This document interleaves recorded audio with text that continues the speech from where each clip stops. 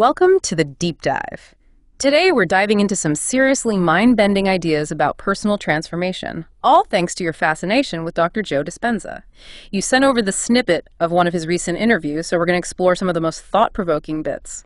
Awesome. So we'll be examining Dr. Dispenza's model for change, the science behind his claims, and most importantly, how this could impact you in your daily life. I love it. So get ready for those aha moments, because we'll be diving deep into how our thoughts and feelings actually shape our reality.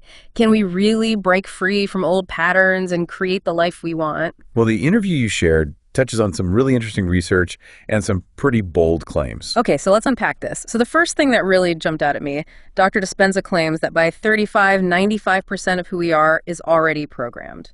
Unconscious thoughts, behaviors, and emotions, just running the show on autopilot. Yeah, that 95% figure definitely makes you think, right? It's based on the neuroscience principle of neurons that fire together, wire together. Essentially, the more we repeat a thought, a feeling, or an action, the stronger those neural connections become. Over time, they just become so ingrained they're operating without us even realizing it. Think of it like a path in the woods. The more you walk it, the more defined it becomes. So are you saying that by a certain age, we're just puppets to our past? I mean, that's kind of unsettling. Well, it's not quite that black and white. We always have the capacity for change. But Dr. Dispenza's point is that change takes a real conscious effort. Those unconscious patterns, our habits, our beliefs, our reactions, they have a huge influence on our choices and behaviors. Okay, that makes sense. But if 95% is already set, how much can we really change? That's where it gets really interesting. Dr. Dispenza argues that by understanding these unconscious programs and how they work, we can actually start to rewrite them. Like imagine learning to code. Once you understand the language, you can change the instructions. Oh, so instead of being run by the program, we become the programmers. Yes, and that's where the power of intentional change comes in. Okay, that leads us right to habits, right? If we're talking about rewiring our brains, habits seem to be at the core of this whole programming idea. Absolutely. Habits are like those well-worn neural pathways we talked about. They've been reinforced over and over again. Our brains love efficiency, so they automate those frequently repeated actions and thought patterns. And biologically, that makes sense. Habits free up our conscious mind so we can focus on new challenges and complex tasks. Okay, so habits aren't inherently bad. I mean, I'm glad I don't have to relearn how to tie my shoes every morning. Right. Habits streamline our lives in many ways. The issue comes when we develop habits that aren't really helping us anymore. Maybe negative thought patterns, unhealthy eating habits, or putting things off until the last minute. And breaking those kinds of habits can feel so uncomfortable. It's like forging a new path in the woods.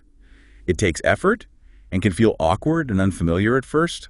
Our brains are wired to seek pleasure and avoid pain. So when we try to break a habit, we're moving away from a familiar source of comfort, even if that comfort isn't really good for us in the long run. Yeah, this is where that addiction to guilt example from the interview really stood out to me. That one is fascinating.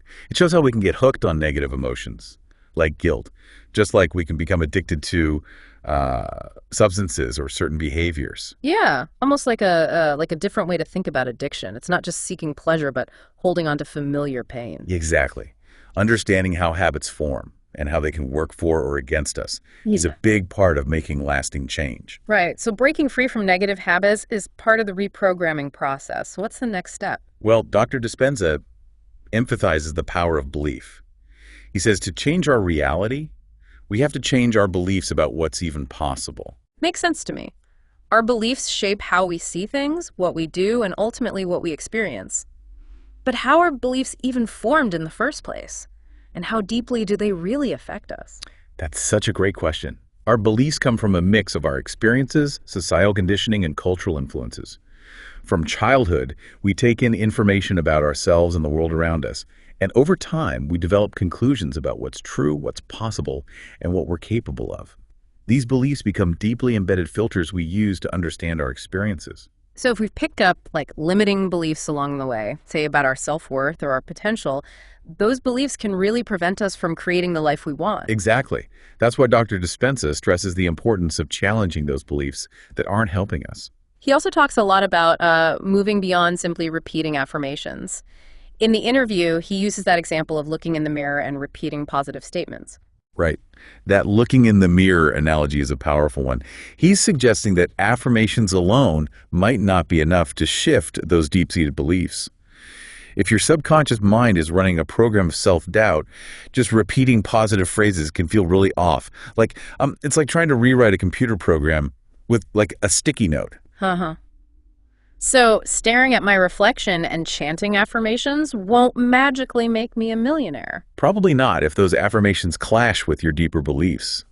Dr. Dispenza says we need to go deeper to create experiences that make us feel the emotions that match the reality we want. So it's not just about thinking differently, but feeling differently. Exactly, and that's where the mind-body connection becomes really crucial. This reminds me of the amazing healing stories Dr. Dispenza talks about. People recovering from stage 4 cancer or regaining movement after spinal cord injuries. I mean, it's incredible, but it's kind of hard to wrap my head around. Those stories definitely grab your attention, and they tap into the whole mind over matter debate. While there's a lot of skepticism around these claims, there's also a growing area of scientific research exploring that complex link between the mind and body. It's fascinating, but I'm also a little wary, you know? How much of this is proven science versus wishful thinking? Well, there are entire fields dedicated to understanding these connections, like psychoneuroimmunology and epigenetics. These disciplines study how our thoughts, beliefs, and emotions can actually affect our physical health. Okay, I'm all ears. Can you break down those concepts? They seem like key pieces to understanding Dr. Dispenza's ideas. Absolutely. Psychoneuroimmunology, try saying that 3 times fast, looks at the interactions between our psychological state, our thoughts, feelings, and behaviors, and our nervous and immune systems. It's a mouthful, but basically it recognizes that how we think and feel can have a direct impact on our physical well-being. Chronic stress can weaken the immune system and make us more likely to get sick. Okay, that makes sense. Constant stress definitely affects my health. What about epigenetics? How does that fit into the picture? So epigenetics is the study of how our environment and lifestyle choices can actually affect how our genes are expressed, turning genes on or off without changing our actual DNA sequence. So while we inherit our genes, our experiences and choices can influence how those genes are expressed. So it's not just our genes controlling our destiny. Our experiences and choices play a part too. Exactly. Epigenetics shows how intertwined nature and nurture really are and opens up exciting possibilities for how we can influence our health and well-being. Dr. Dispenza often refers to these fields to back up his claim that our thoughts can actually affect our physical health. So while the idea of just thinking away a serious illness might seem far-fetched, there is scientific backing for the mind-body connection's role in healing.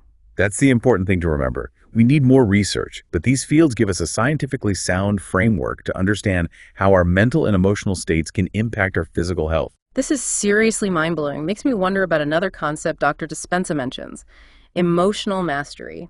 He argues that many of us are addicted to negative emotions. What does that even mean? It's a bold statement, but it resonates with a lot of people. Think about it. How often do we dwell on past hurts? Replay negative scenarios in our heads? Or just get stuck in worry and anxiety? Oh, I am so guilty of that. I can get trapped in overthinking and worrying, and it definitely doesn't make me feel good. And that's where this biological feedback loop comes in. When we experience negative emotions, stress, fear, anger, our bodies release hormones like cortisol and adrenaline. These hormones trigger the fight-or-flight response, which is meant to help us handle immediate threats. But, these days we're not usually facing down like saber-toothed tigers. What happens when that stress response is constantly triggered by everyday worries and anxieties? That's where the problem starts. If we're always stressed or anxious, our bodies are stuck in this state of high alert. Over time, this can lead to all sorts of negative effects. Sleep issues, digestive problems, even an increased risk of chronic illnesses. And here's the real kicker. Those stress hormones can actually make negative thinking and emotional reactivity even worse. So it's a vicious cycle. Our negative thoughts trigger these stress hormones, and then those hormones make us more likely to keep thinking negatively. Exactly. That's what Dr. Dispenza means by addiction to negative emotions. We get so used to this amped up state that it becomes our default. Wow, that really hits home. I know I tend to get stuck in certain negative emotions like anxiety or self-criticism, and it's really tough to break free. It's something a lot of us struggle with. But the good news is when we understand the biology and psychology behind it, we can start to develop strategies to break free. Okay, that's good to hear. It sounds like emotional mastery is a big part of this whole reprogramming thing. How do we actually rewire our brains to create those new positive emotional patterns? While Dr. Dispenza recommends specific practices like mental rehearsal and meditation to reprogram our subconscious minds. Those techniques seem to be everywhere these days, but to be honest, I'm a little skeptical. Is there real science behind them, or are they just trendy self-help fads? Ooh, that's a good question. And the answer is a bit of both. There's growing scientific research that supports practices like mental rehearsal and meditation, but there's also a lot of hype out there. So let's cut through the noise. Can you explain the science behind mental rehearsal, and how can we use it for real-life goals? Of course. So mental rehearsal, also known as visualization, is where you vividly imagine yourself doing something or experiencing a specific outcome. It's not just wishful thinking. Research suggests that mental rehearsal can actually create physical changes in the brain. Wait, really? Just by imagining something, we can change our brains? That's wild. It might sound like science fiction, but it's real. Remember the piano example Dr. Dispenza talked about in the interview? Yes. He mentioned a study where people who mentally practiced playing piano scales developed the same brain changes as those who physically practiced. Exactly. That study shows how powerful mental rehearsal can be. By vividly imagining ourselves performing an action, we activate the same neural networks involved in actually doing that action. This repeated activation strengthens those connections, making us more likely to be able to do it in real life. It's like creating a mental blueprint for what we want to achieve. Precisely. And the more we practice mentally, the more that blueprint gets ingrained in our brains, making us more likely to succeed. I love that. What about meditation? How does that fit into the reprogramming process? Meditation is a powerful tool for becoming more aware, calming our minds, and shifting our emotional state. You know, I've tried meditation apps, but I get distracted and frustrated. My mind just won't quiet down. That's a common experience. Meditation takes practice, and it's not about forcing our minds to be blank. It's more about learning to observe our thoughts and feelings without judging them, and gently guiding our attention back to the present moment. So it's about training our attention, not necessarily stopping all thoughts altogether. Right.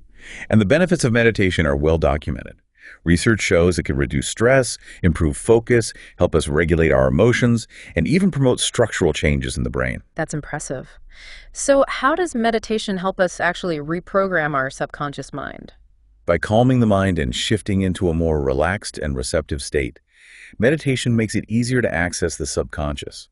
During meditation, our brainwave patterns change from the active beta waves of waking consciousness to the slower alpha and theta waves associated with deep relaxation and creativity. So it's like we're creating a mental space where we can plant new seeds, new thoughts, beliefs, and intentions that are more aligned with the life we want. Exactly. And Dr. Dispenza takes us even further with his emphasis on morning routines. He says that the brain is extra suggestible when we first wake up, making it a prime time for intentional reprogramming. This makes me think about my usual morning routine, scrolling through social media, half asleep, not exactly setting myself up for intentional programming. That's why Dr. Dispenza suggests ditching the doom scrolling and starting the day with activities that prime our minds for positivity, focus, and creativity. He says to use those shifting brainwave states during the sleep-wake cycle to intentionally set ourselves up for success. So instead of letting my phone dictate my morning mood, I should be intentionally choosing activities that match my goals and aspirations. Yes. Think of it like setting the tone for your entire day. By starting with things like meditation, journaling, or visualization, you can prime your mind to be more receptive to positive thoughts, emotions, and experiences. Ditch the doom scrolling and do this instead. I like the sound of that. It makes me wonder about the ripple effects of individual transformation. If enough of us focused on personal reprogramming, what could that mean for the world? Dr. Dispenza seems to believe a collective shift in consciousness is important for humanity. It's a powerful vision. He talks about how interconnected we all are and how individual transformation can contribute to a bigger wave of change. He points to research on peace gatherings, where groups of people meditating together have been shown to positively influence things like crime rates, violence, and even economic indicators in nearby areas. Wow, that's incredible. So my personal transformation could actually have a ripple effect beyond my own life. That's the idea. Dr. Dispenza suggests that we're all interconnected, and our thoughts, feelings, and actions contribute to a collective energy field. By raising our individual consciousness, we contribute to a more positive and harmonious collective consciousness. It's beautiful, but also a little daunting. If I'm responsible for contributing to a collective shift in consciousness, where do I even begin? Dr. Dispenza would say it starts with each of us taking responsibility for our own inner world, our thoughts, feelings, and beliefs. By committing to our own personal transformation, we naturally radiate a more positive energy out into the world. So it's not about trying to change the whole world single-handedly, but focusing on my own growth and letting that positive energy ripple outwards. Exactly. And that brings us to another intriguing part of Dr. Dispenza's work, exploring realities beyond our current perception. He hints at, untapped potential within ourselves and the existence of dimensions beyond what we normally experience with our senses. This part of the interview really sparked my imagination. It's exciting, but also kind of mind-bending. Yeah, he uses analogies like the visible light spectrum, to illustrate how limited our senses really are. We can only perceive a tiny fraction of the electromagnetic spectrum, so who knows what other realities might exist beyond what we can currently see. That's a great point. What are we missing out on because our senses can't perceive it? And that's where Dr. Dispenza's emphasis on openness and curiosity comes in. He encourages us to broaden our awareness and explore the unknown, both within ourselves and in the universe around us. He even talks about the pineal gland, that tiny gland in the brain associated with spirituality and mystical experiences. Yes. He suggests that the pineal gland could be like a receiver for frequencies beyond our normal senses, allowing us to tap into information and experiences beyond the material world. Now we're getting into the really out there stuff, but it's fascinating to consider what might be out there beyond our current understanding. It definitely opens up a sense of wonder and possibility, and it speaks to Dr. Dispenza's belief that we are capable of far more than we realize. This leaves me with more questions than answers, but it's so exciting to think about what might be out there beyond what we know right now. That's the beauty of these ideas. It ignites our curiosity and makes us question what we assume about reality and our place in the universe. It all comes back to Dr. Dispenza's main message. We have the power to change, to evolve, to create a life that aligns with our deepest desires. That's a powerful message. To be honest, though, it's a lot to take in. Where do I even begin with all this reprogramming? That's where Dr. Dispenza's model for change comes in. He lays out a step-by-step process for breaking free from old patterns and creating a new reality. It's a journey, not a quick fix. So no magic wands or overnight transformations? Not quite. It takes dedication, consistency, and stepping outside of our comfort zones. Okay, so what's the first step on this reprogramming journey? Well, Dr. Dispenza emphasizes awareness. We can't change what we're not aware of. So step one is shining a light on those unconscious programs that are running our lives. That reminds me of that metacognition idea he mentions, becoming aware of our own thought processes. Exactly. It's about observing our thoughts, feelings, and behaviors without judgment and noticing the patterns that come up. So we become like detectives of our own minds. Yes. By paying attention to our inner world, we start to see how our thoughts and feelings create our experiences. Once we have that awareness, we can make conscious choices about what we want to change. So instead of being run by our subconscious programs, we become the conscious creators of our own reality. That's the goal. And the more we practice this awareness, the more power we have to break free from those automatic unconscious patterns. Okay, so once we've developed some awareness of our thought patterns and behaviors, what's next? Dr. Dispenza then guides us to focus on our heart, to cultivate positive emotions like gratitude, joy, and love. He argues that these heart-centered emotions create a different energy frequency than fear, anger, or resentment. That makes sense to me. When I'm feeling grateful and optimistic, I approach challenges differently than when I'm stressed and overwhelmed. Right. Dr. Dispenza suggests that by intentionally cultivating positive emotions, we not only feel better in the moment, but also create a more harmonious inner environment that supports healing and transformation. So it's not just about thinking positive thoughts, it's about generating genuine feelings of joy, love, and gratitude. Yes. It's about shifting from a place of lack and fear to a place of abundance and love. How do we actually make that shift? It sounds great, but it can be tough to put into practice. That's where practices like meditation, visualization, and gratitude exercises come in.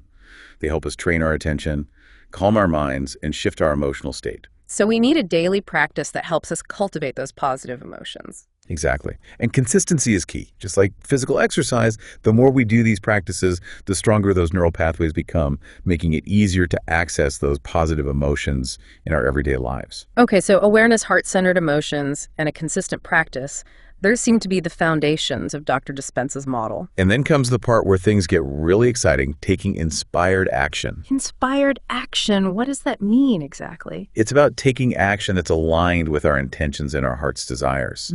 It's not about forcing things or pushing ourselves from a place of fear or lack, but taking steps that feel authentic to us. So it's about feeling inspired and motivated to act rather than feeling pressured or obligated. Yes.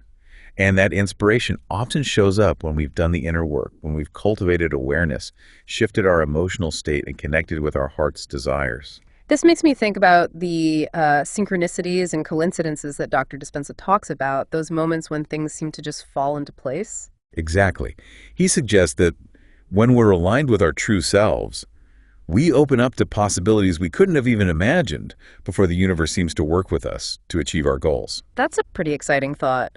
But I have to ask, how much control do we really have over our lives? What about external factors like genetics, upbringing, and societal structures? Those things influence us too, right? That's a valid question. Dr. Dispenza acknowledges that there are things beyond our control. He's not saying we can magically manifest anything we want or that we're solely responsible for everything that happens in our lives. So it's not about denying the influence of external factors, but recognizing that we do have some agency and focusing on the things we can control. You got it. It's about shifting from feeling like a victim to feeling empowered. This makes sense, but I still have a ton of questions. Like, how do we handle setbacks and challenges? Life is rarely a smooth upward journey. That's where resilience, perseverance, and self-compassion come in. Dr. Dispenza emphasizes that change is a process and there will be bumps along the way. So it's not about being perfect or never messing up, but about learning from our experiences and keeping moving forward. Exactly. He encourages us to see challenges as opportunities for growth. When we hit a setback, it's a chance to examine our beliefs, actions, and how we're responding emotionally.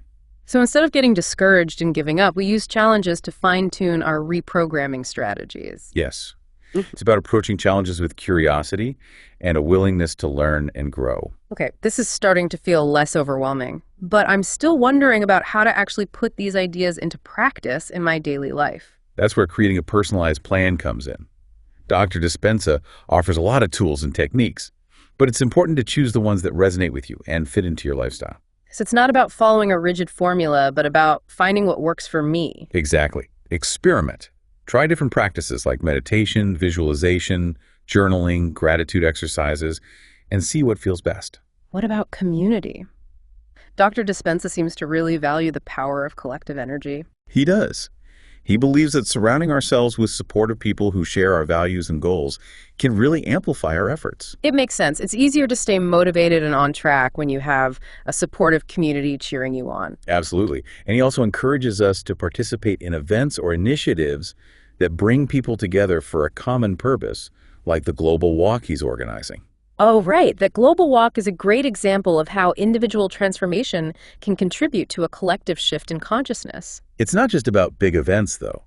It's about cultivating a sense of connection and support in our everyday lives, connecting with like-minded friends, joining a meditation group, or just being kind and compassionate to those around us. So it's about recognizing that we're all in this together and supporting each other on our journeys of growth and transformation. Exactly. And by contributing to a more positive and harmonious collective consciousness, we create a ripple effect that goes way beyond our individual lives. This is incredibly inspiring. But a part of me is still wondering, is this all really possible? Can we really reprogram our minds and create the lives we desire? That's the big question, isn't it? And the answer is it depends. It depends on our beliefs, our commitment, and our willingness to step outside our comfort zones. No guarantees, but the potential is there. Right. Dr. Dispenza's work gives us a roadmap for those who are willing to embark on the journey of transformation. That reminds me of a quote by Marianne Williamson. Our deepest fear is not that we are inadequate. Our deepest fear is that we are powerful beyond measure. That is a powerful quote. And it speaks to the potential that we all have inside. Maybe that's the invitation in Dr. Dispenza's work, to embrace our power, believe in our potential, and step into a reality that truly reflects our deepest truths. And to remember that change is a process, not a destination. It's about enjoying the journey. This makes me think about my relationship with technology. I often find myself in a cycle of distraction and mindless scrolling, which definitely doesn't help my personal growth goals. That's a common challenge in our digital world. Technology can be amazing, but it can also be a huge distraction and disconnect us if we're not careful. So it's not about demonizing technology, but about being more mindful and intentional about how we use it. Yes, it's Yeah. about setting boundaries, choosing how and when we engage with technology, and making sure it's adding to our well-being, not taking away from it. This reminds me of what Dr. Dispenza says about morning routines. He says that first hour of the day is crucial for setting the tone for our mental and emotional state. And creating a tech-free zone in the morning can be so powerful. Instead of starting the day with a bunch of notifications and external input, we can create space for things that nourish our minds and connect us with our inner wisdom. So ditch the doom scrolling and embrace morning rituals that support our well-being. Exactly. It's about starting the day with intention and setting ourselves up for a more present, focused, and fulfilling day. This makes me think about the power of habits. We talked about how habits can be good or bad, but what about creating new positive habits that can feel so daunting? It can feel overwhelming, especially if we try to change too many things at once. Dr. Dispenza suggests starting small and focusing on one habit at a time. So instead of trying to overhaul my entire life overnight, I pick one specific habit and create a plan for changing it. Yes, and remember, consistency is key. It takes time and repetition to create those new neural pathways. So be patient with yourself and celebrate the small wins along the way. This brings us back to that mental rehearsal idea we talked about earlier. Could we use mental rehearsal to help create new habits? Absolutely. By vividly imagining ourselves doing the new habit, we're basically creating a mental blueprint for the behavior. Remember, our brains don't always know the difference between real and imagined experiences. So mental rehearsal can actually strengthen those neural pathways, making us more likely to do it in real life. So if I want to create a habit of meditating each morning, I could practice mentally rehearsing myself, waking up, finding a quiet space, and meditating for a few minutes. Exactly. And try to engage all your senses. Imagine what you see, hear, and even feel as you're meditating. The more vivid and detailed the mental rehearsal, the more impactful it will be. And the idea is that by practicing this over and over, I'm creating a new neural pathway that supports the habit of meditation, making it easier to actually do it in real life. You got it. You're essentially programming your subconscious mind to embrace the new habit. This is making me rethink how I approach changing habits. Instead of just relying on willpower, I can use mental rehearsal to build a stronger foundation for the habits I want to develop. And remember, it's not about being perfect. There will be days when you slip up or forget. The key is to approach it with self-compassion and just keep coming back to your intention. So it's about progress, not perfection. Exactly. And celebrating those small wins along the way helps to reinforce the new neural pathways and keeps us motivated. This brings up Dr. Dispenza's concept of emotional addiction. He suggests we can become addicted to negative emotions, just like substances or behaviors. How do we break free from these emotional addictions? It's a powerful analogy. It highlights how we can get trapped in these cycles of negativity and emotional reactivity. The key is to become aware of those patterns and then create new positive emotional pathways. So recognizing when we're getting caught in those negative loops and then choosing to respond differently. Yes. It's about interrupting those automatic unconscious patterns and consciously choosing thoughts, feelings, and behaviors that support our well-being. How do we make those conscious choices, especially when we're feeling overwhelmed by negative emotions? It's easier said than done. That's where mindfulness, meditation, and emotional regulation techniques come in. These help us train our attention, calm our minds, and create space between our emotions and how we react to them. So instead of being swept away by our emotions, we learn to just observe them without judgment and choose how we want to respond. Exactly. It's about developing a sense of inner spaciousness so we're not so reactive. This reminds me of what Dr. Dispenza says about creating coherence between our heart and brain. Yes. He says that when our heart and brain are in sync, we experience a sense of peace, clarity, and well-being. And how do we create that coherence? By cultivating positive emotions like gratitude, love, and compassion, we shift our energy and create a more harmonious inner environment. This helps our brain function better too. So it's about generating real feelings of joy, love, and gratitude, not just thinking positive thoughts. Exactly. And practices like heart coherence breathing, where we focus on slowing down our breath and generating feelings of appreciation, can be really powerful for creating that heart-brain coherence. This makes me think about the power of intention. Dr. Dispenza talks about the importance of setting clear intentions for the life we want. How does intention fit into all of this reprogramming? Intention is like setting a destination for a journey. It gives us direction and helps us align our thoughts, feelings, and actions with the outcome we want. So it's about getting clear on what we want and then focusing our energy on making it happen. Right. And it's not about setting intentions once and forgetting them. It's about regularly revisiting them, reminding ourselves of our goals, and making sure our actions match our aspirations. This reminds me of how Dr. Dispenza emphasizes the importance of actually feeling the emotions that go with our desired reality. Yes. He suggests that by vividly imagining ourselves experiencing the outcome we want and feeling the emotions that go with it, we create a powerful energetic pull towards that reality. So it's not just about thinking about what we want, but feeling it as if it's already happening. Exactly. It's about embodying the energy of the reality we desire. This is all so inspiring, but what if I don't even know what I want? What if I'm feeling lost or unsure about my direction in life? That's a perfectly valid feeling. Many of us go through that at different points in our lives. Dr. Dispenza would say that even when we're uncertain, we can still benefit from cultivating awareness, practicing self-care, and connecting with our hearts. So it's not about having all the answers or figuring everything out before we start, but about taking steps towards greater self-awareness and well-being. Yes, and sometimes the journey of self-discovery is just as important as the destination. This makes me think about intuition and inner guidance. How do we tap into that and trust we're being guided in the right direction? That's where things like meditation, journaling, and spending time in nature can be really helpful by quieting the mind and connecting with that inner stillness. We create space for our intuition to surface. So it's about learning to listen to that quiet voice within. Exactly. And trusting that we have an inner compass that's always pointing us towards our highest good. This all makes me think about the power of belief. We talked about how our beliefs shape our perceptions and experiences. How do we change those limiting beliefs that might be holding us back? That's a fantastic question. It's a process that requires patience, time, and a willingness to challenge those deep-rooted patterns.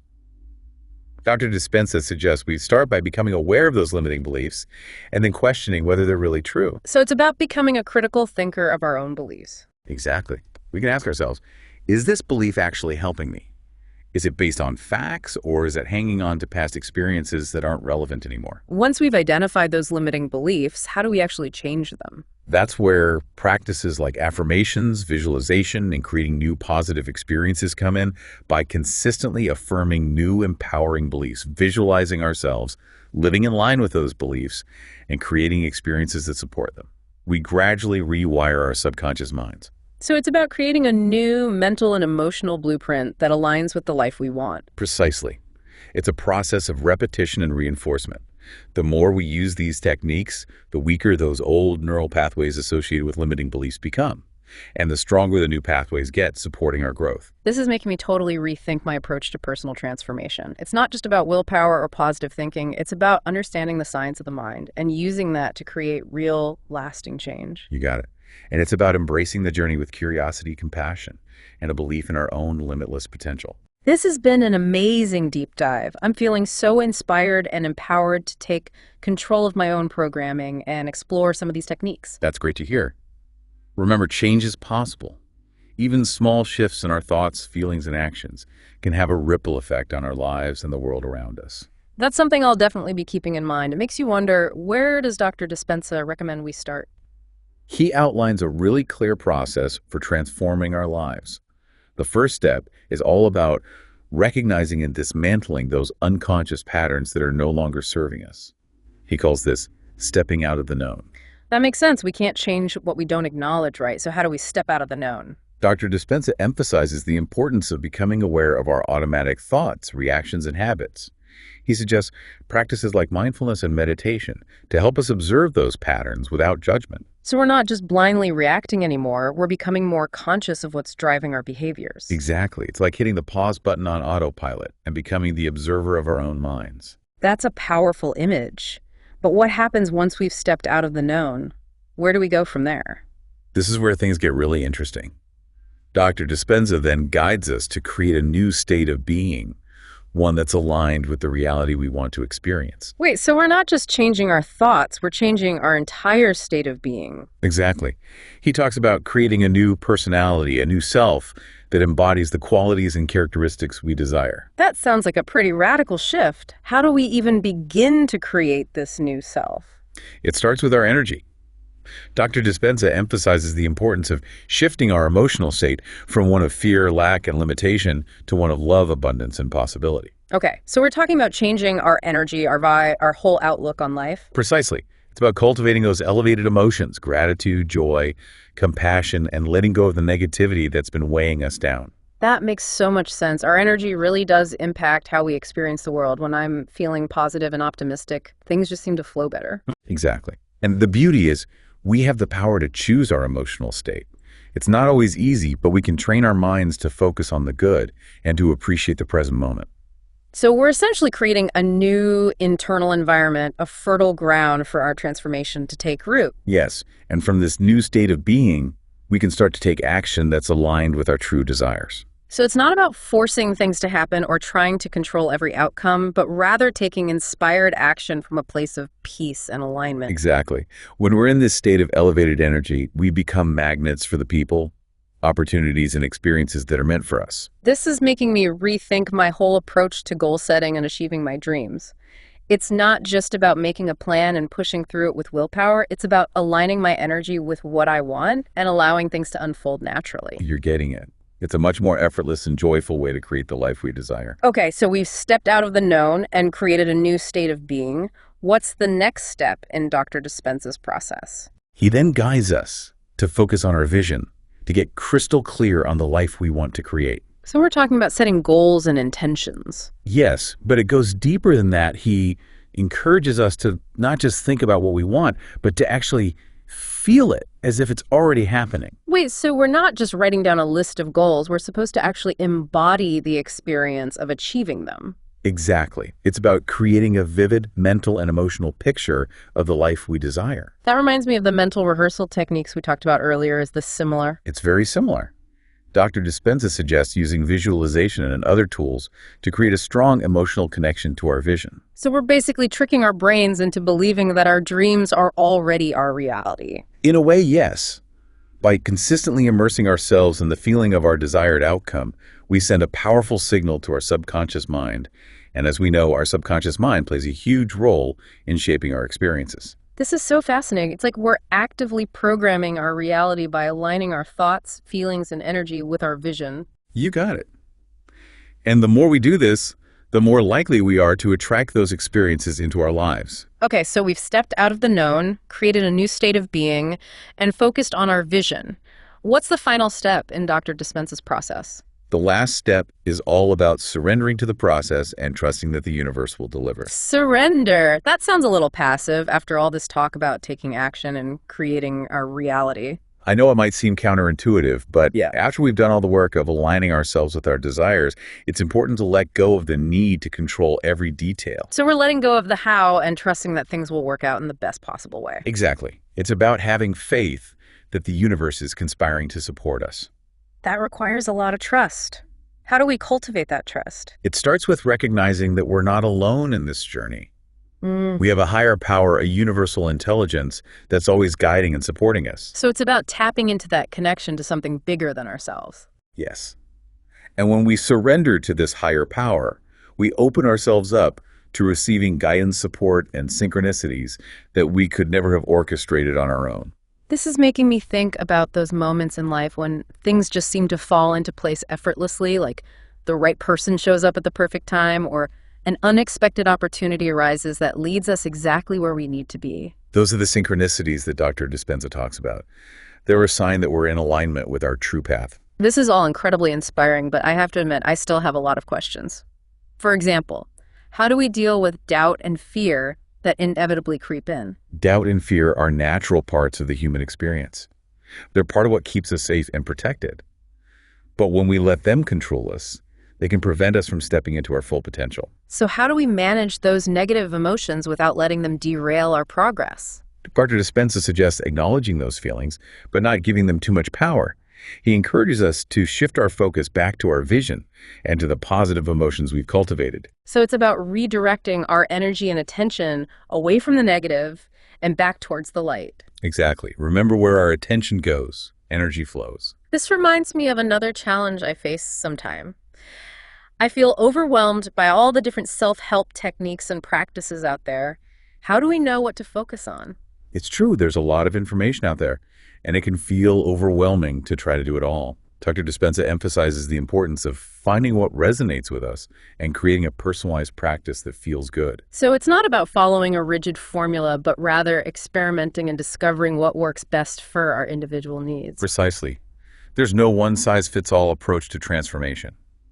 What matters is that we're consistent with our practice and that we're enjoying the journey. This is all making so much sense. It's about trusting ourselves, listening to our intuition, and creating a practice that supports our unique path. You got it. And remember, transformation is an ongoing process.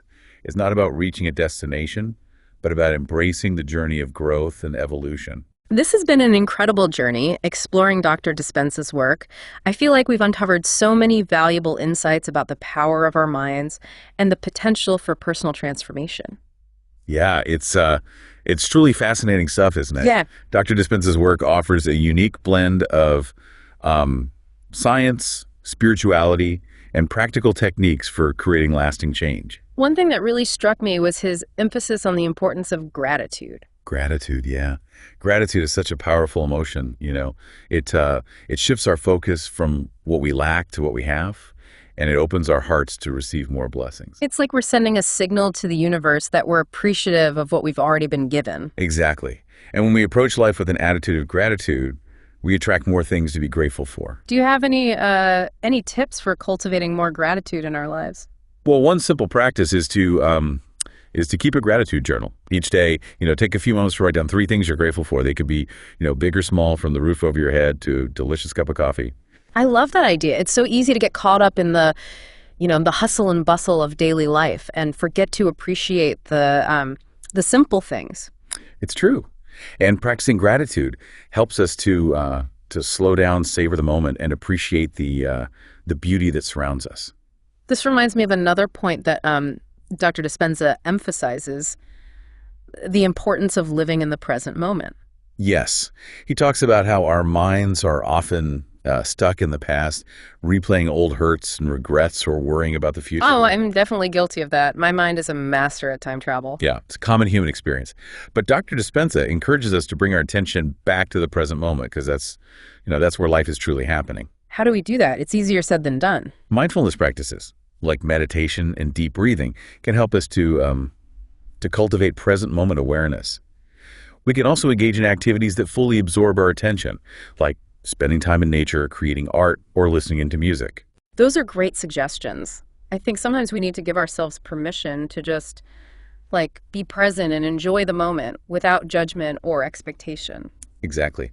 When we let go of the need to control everything and just allow ourselves to experience the present moment, we tap into a deep sense of peace and contentment. This brings up another important concept that Dr. Dispenza talks about, the importance of letting go. Letting go. Letting go of what no longer serves us. Limiting beliefs, negative emotions, past hurts. It's essential for our growth and transformation. Yeah, it can be so hard to let go of things, though, especially if we've been holding on to them for, a long time. It's true.